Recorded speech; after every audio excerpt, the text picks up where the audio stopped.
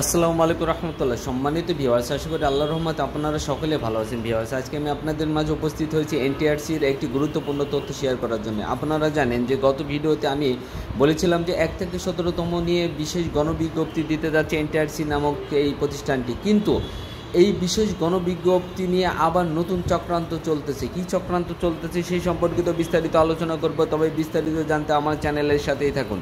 শিক্ষক নিয়োগে বিশেষ গণবিজ্ঞপ্তির সম্ভাবনা ক্ষীণ। বেসরকারি শিক্ষক নিয়োগে বিশেষ গণবিজ্ঞপ্তি জারির সম্ভাবনা ক্ষীণ বলে মনে করছেন বেসরকারি শিক্ষক নিবন্ধন প্রত্যয়ন কর্তৃপক্ষ এনটিআরসির কর্মকর্তারা। প্রার্থীদের আন্দোলনের মুখে এই গণবিজ্ঞপ্তি জারির প্রস্তাব এনটিআরসি শিক্ষা মন্ত্রণালয়ের মাধ্যমে অন্তর্বর্তীকালীন সরকারের প্রধান উপদেষ্টার কার্যালয়ে পাঠিয়েছিল। তবে চেম্বার আদালতের নির্দেশনায় নির্বাহী বিভাগের সঙ্গে একমত হয়ে শিক্ষক নিবন্ধন সনদের মেয়াদ 3 বছর নির্ধারণ, শিক্ষক পদে নিয়োগের বয়স 35 বছর নির্ধারণের কারণে ওই গণবিজ্ঞপ্তি জারির সম্ভাবনা কম বলে মন্তব্য করেছে এনটিআরসির কর্মকর্তারা। তবে সত্যিই কি এই প্রধান উপদেষ্টার কাছ থেকে কোনো আশার বাণী পাওয়া যায়নি? সেটা এখনও দেখার বিষয়, এখনও সেটা চূড়ান্ত নয়। তবে প্রধান উপদেষ্টা ডক্টর মোহাম্মদ ইউনূস মানবিক বিবেচনায় নির্বাহী আদেশ দিলে ওই গণবিজ্ঞপ্তি জারির পথ খুলতে পারে বলে মনে করছেন সংশ্লিষ্টরা। তবে বুধবার 11 সেপ্টেম্বর শিক্ষক পদে প্রার্থীদের নিয়োগ সুপারিশ কর্মকাণ্ডের পরিচালনাকারী এনটিআরসি শিক্ষা তথ্য শিক্ষা মান শাখার কর্মকর্তাদের সঙ্গে কথা বলে এসব তথ্য জানা গেছে। কর্মকর্তারা দ্য ডেইলি ক্যাম্পাসকে জানান, শেখ হাসিনা সরকারের পতনের পর থেকে 1 থেকে 12তম নিবন্ধনধারী 13 ও 14তম নিবন্ধনধারীরা একাধিকবার এনটিআরসির সামনে মানববন্ধন করেছেন।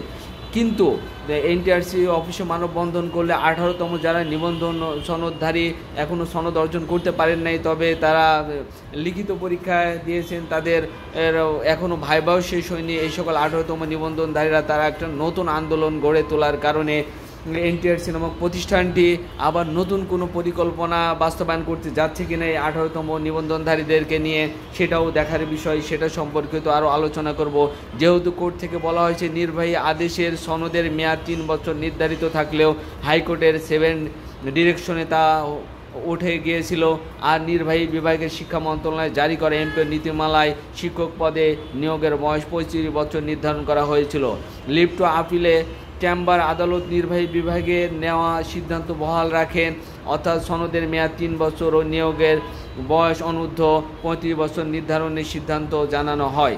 এই পরিস্থিতি 1 থেকে 12তম এমনকি 13, 14, 15 শিক্ষক নিবন্ধনে উত্তীর্ণ প্রার্থীদের সনদ ইস্যুর 3 বছর হয়ে গেছে, তাই চেম্বার কোর্টের নির্দেশনা অনুসারে তাদের সনদের মেয়াদ নেই।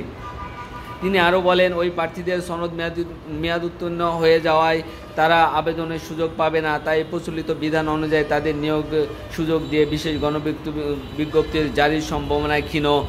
কিন্তু আসলে ইন্টারনাল বিষয় কি বলতেছে সেটা এখনও সঠিকভাবে জানা যাচ্ছে না। তবে এই বিষয়টি জানতে আপনারা আমার চ্যানেলের সাথেই থাকুন। তবে সবার আগে সকল তথ্য আপনাদের হাতের নাগালে পেতে আমার চ্যানেলটি সাবস্ক্রাইব করুন এবং পাশে থাকা বেল আইকনটি বাজিয়ে দিন। সকল আপডেট তথ্য আপনাদের সঙ্গে আমি শেয়ার করব এবং আপনাদেরকে জানিয়ে দিব। তবে আপাতত দৃষ্টিকোণ থেকে প্রধান উপদেষ্টার এখনও কোনো আশানুরূপ বাণী পাওয়া যায়নি, যার পরিপ্রেক্ষিতে বিশেষ গণবিজ্ঞপ্তির সম্ভাবনা ক্ষীণ বলে মনে করতেছে এনটিআরসির কর্মকর্তারা।